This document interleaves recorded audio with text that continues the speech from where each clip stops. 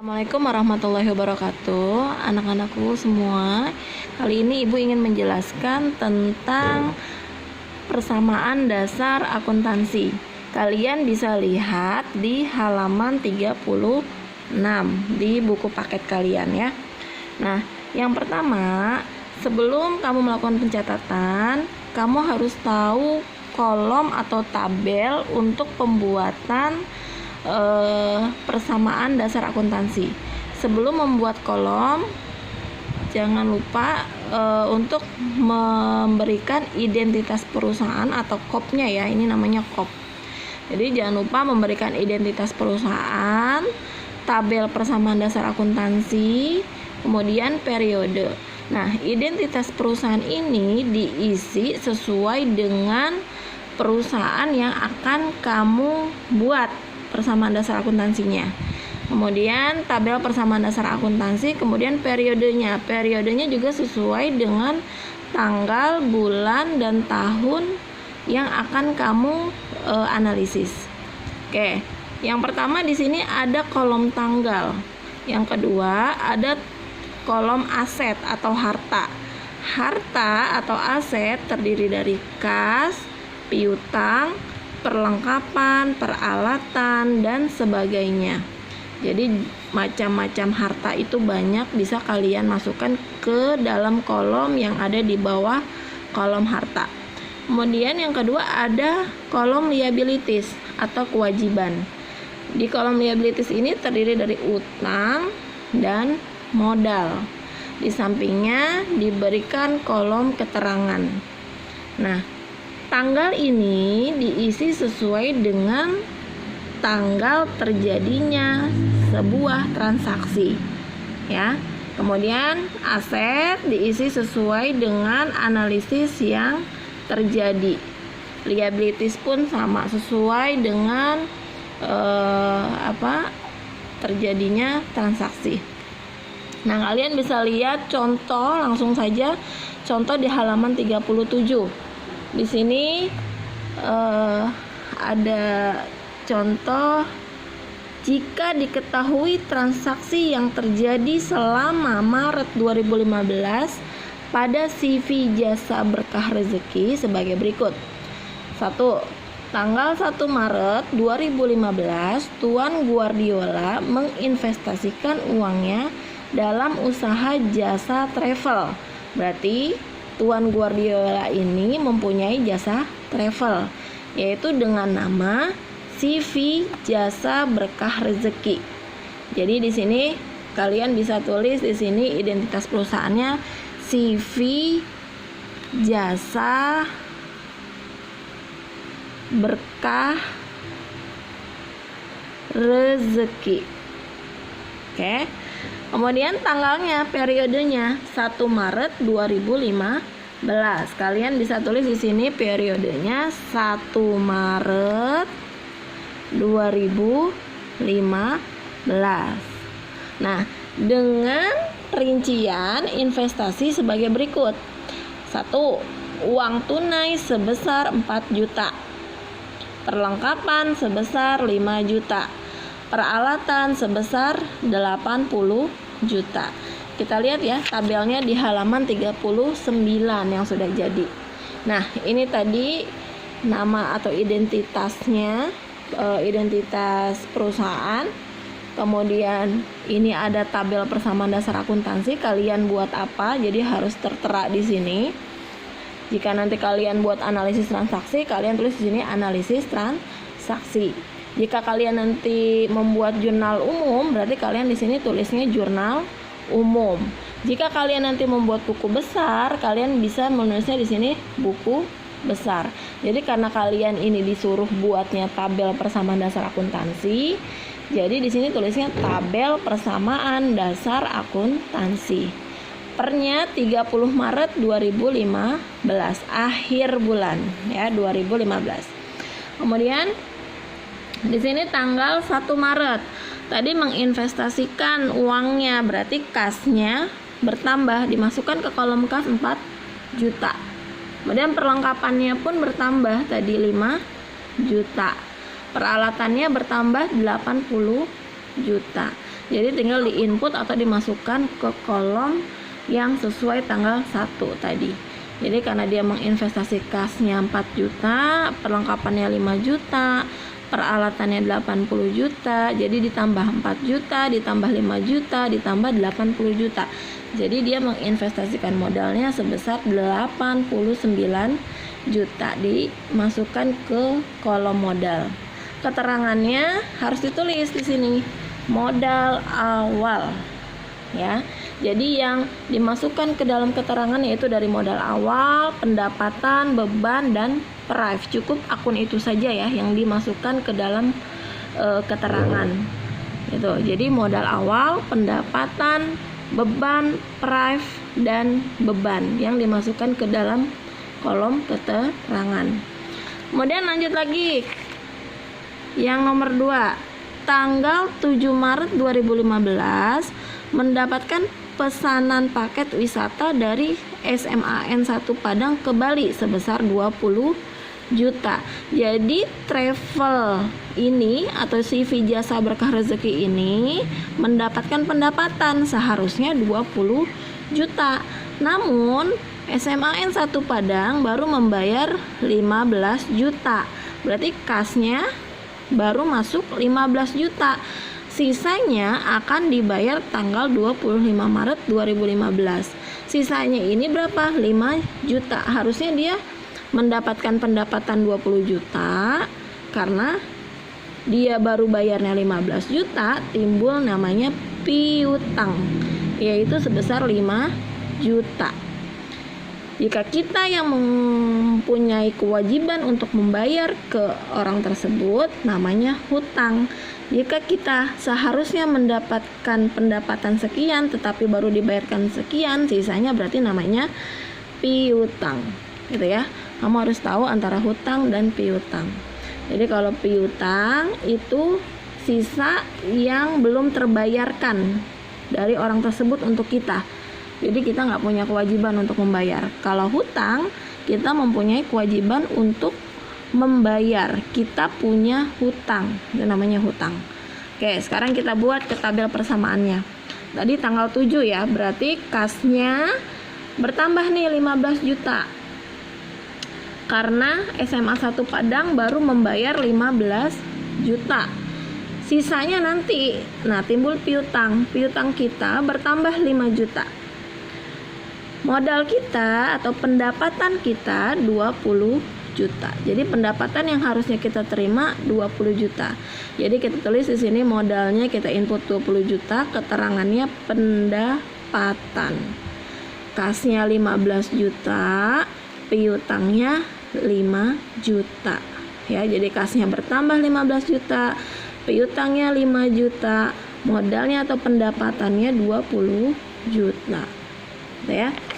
Tanggal selanjutnya, tanggal 10 Maret 2015 dibayar rekening listrik dan telepon sebesar 500.000. Ingat ya, kamu jangan lihat nomornya. Kalau nomor ini tidak sesuai, jangan ditaruh di tanggal. Kalau tanggal ini kalian tulis di kolom tanggal. Ini tanggal 10 Maret berarti tanggal 10 Maret. Jangan ngikutin berarti tanggal 3, itu salah. Jadi tanggal 10 Maret 2015 dibayar rekening listrik dan telepon 500.000. Karena dia membayar rekening listrik berarti kasnya berkurang 500.000. Nah, kenapa berkurang ada tanda kurung? Ini adalah tandanya ya. Jika berkurang ada tanda kurung. Bila bertambah tidak ada tanda kurung. Artinya seperti itu. Jadi tanggal 10 kas berkurang 500.000. Nah, beban listriknya pun mengurangi modal 500.000. Karena mengurangi modal berarti ada tanda kurung 500.000. Oke, keterangannya di sini. Ini buat apa sih dia? Kenapa sih kasnya berkurang gitu kan? Kemudian modalnya kok berkurang? Biar kelihatan ada keterangannya di sini ditulis beban listrik dan telepon. Berarti ini pengurangan karena beban listrik dan telepon atau pembayaran listrik. Kemudian ini bisa kalian langsung jumlahkan dari atas. Misal ini kan kasnya 4 juta. Terus tadi nambah lagi di tanggal 7 15 juta. Berarti ditambah 4 juta ditambah 15 juta 19 juta. 19 juta karena tanggal 10-nya ada pembayaran listrik 500.000 berkurang, dikurang jadi 18 juta 500.000. Boleh nanti kamu buat dulu baru kamu jumlahin totalnya di paling bawah.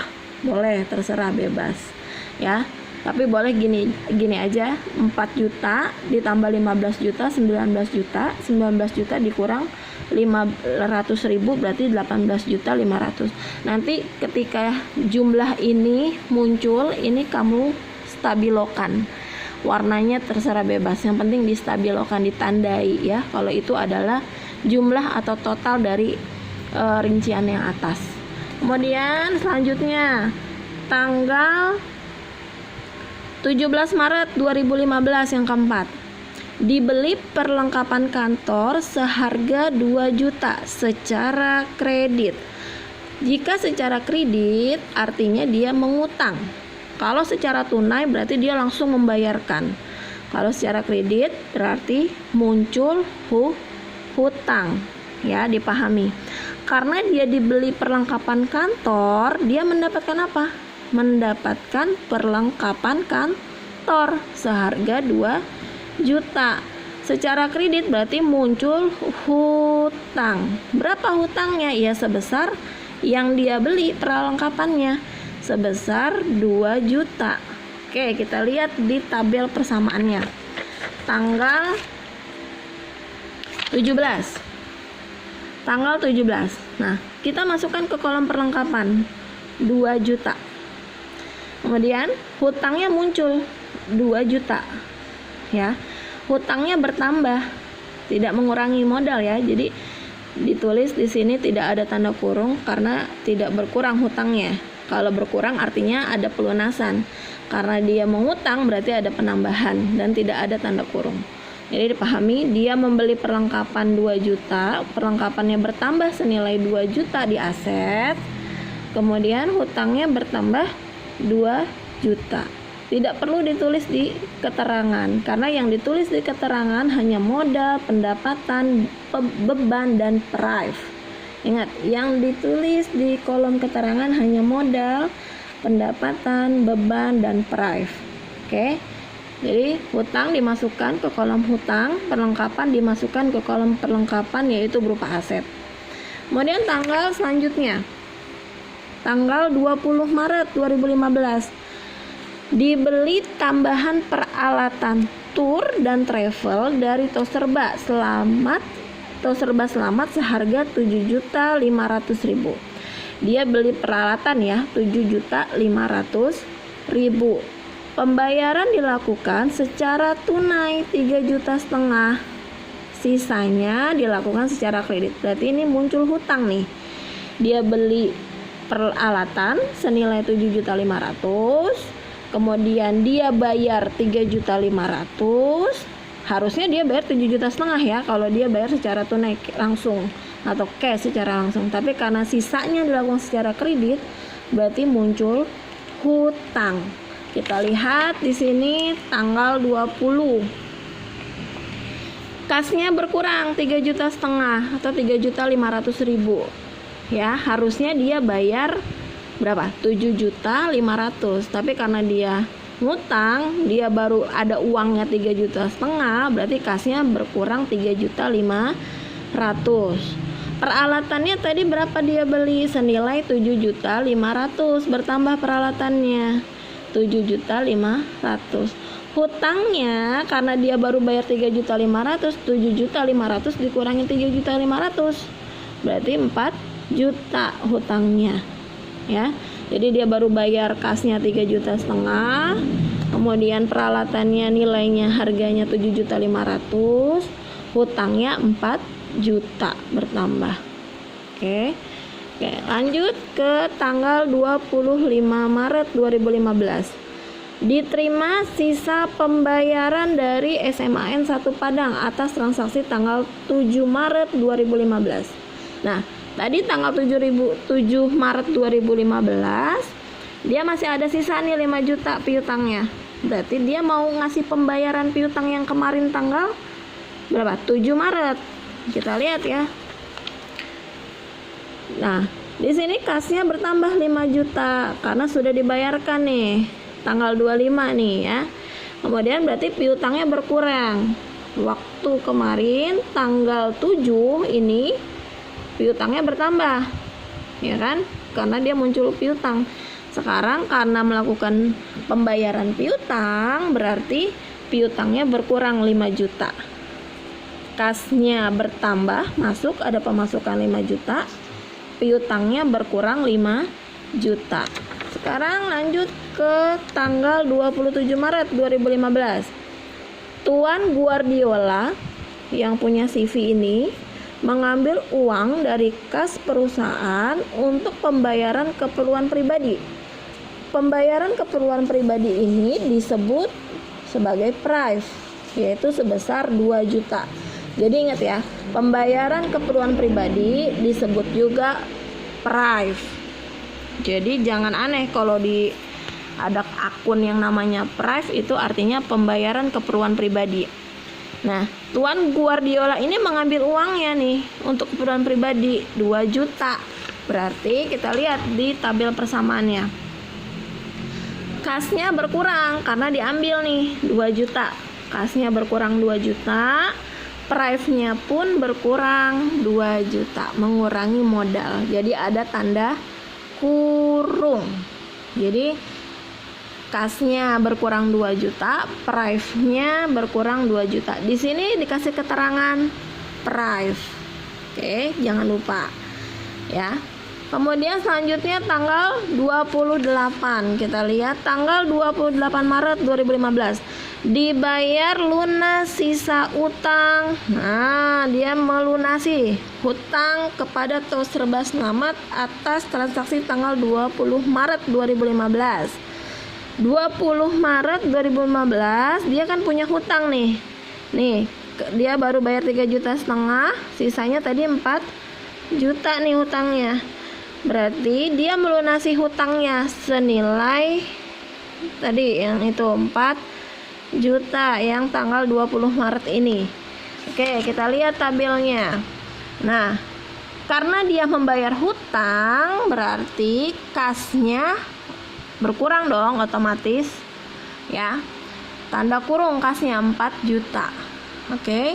Hutangnya pun berkurang 4 juta. Jadi kasnya berkurang 4 juta, utangnya juga berkurang 4 juta. Ya, ada tanda kurungnya. Bisa dimengerti ya logikanya. Jadi kalau untuk akuntansi ini pakai logika gitu, dan juga harus ada rumusnya ini. Nanti kedepannya ibu akan jelaskan rumus ini ya, biar kamu paham. Kemudian tanggal selanjutnya tanggal 29 Maret 2015 dibayar gaji karyawan sebesar 7 juta. Kalau membayar gaji karyawan berarti kasnya berkurang 7 juta. Kemudian beban gajinya mengurangi modal 7 juta. Makanya di sini ada tanda kurung. Kemudian di sini diberikan keterangan beban gaji. Ya, biar ketahuan apa sih yang berkurang di kas. Oh, berarti beban gaji. Oh, kasnya berkurang. Di sini modalnya berkurang ya. Beban gajinya berkurang. Selanjutnya yang terakhir, ini ada tanggal 30 Maret 2015. Diterima pendapatan jasa tur dan travel dari rombongan sekolah Seman 1 Padang sebesar 25.500.000. Berarti karena dia menerima pendapatan, kasnya bertambah 25 juta. Modalnya pun bertambah 25.500.000. Ya, jadi gampang. Karena dia menerima pendapatan 25.500.000, tinggal kasnya bertambah 25.500.000. Kemudian modalnya pun bertambah 25.500.000. Nah, ditotalkan semuanya ya, untuk kas total terakhirnya 32.500.000. Untuk piutang harusnya ini ditotalin juga ya, piutangnya 0 ya, mungkin ini 0. 5 juta tambah 5 10 juta, 15 20 ya, dikurang dijumlahin juga. Kemudian ini perlengkapannya totalnya 7 juta. Kemudian ini totalnya 87.500.000. Utang juga totalnya 2 juta, modal totalnya 125 juta. Nah, untuk kas, perlengkapan, peralatan dijumlahin totalnya 127 juta.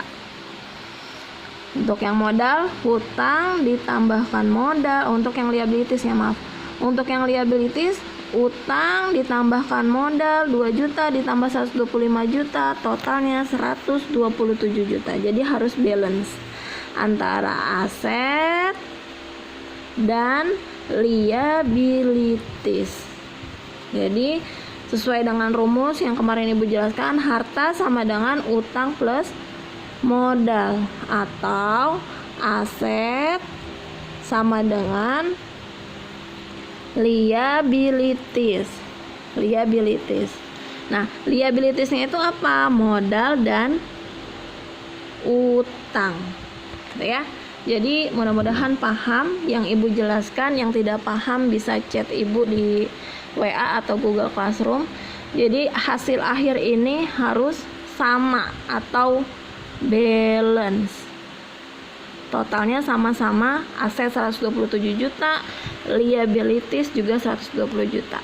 Ya, nanti Ibu akan kasih tugas di Google Classroom tentang persamaan dasar akuntansi. Kalian nanti kerjakan dan kirim atau upload hasil kerjaan kalian masing-masing ke Google Classroom. Mungkin itu saja dari Ibu. Mudah-mudahan kalian paham, mengerti. Yang tidak mengerti bisa tanyakan secara langsung ke Ibu atau chat, atau bisa telepon ke Ibu. Dan ini adalah tahap awal kalian ya untuk membuat sampai akhir, sampai dengan laporan keuangan. Ini adalah dasar kalian untuk membuat laporan keuangan. Jadi Ibu harapkan kalian itu fokus dan mengerti dari awal, gitu ya. Mungkin itu saja dari Ibu. Mudah-mudahan bermanfaat. Kurang lebihnya mohon maaf. Wassalamualaikum warahmatullahi wabarakatuh.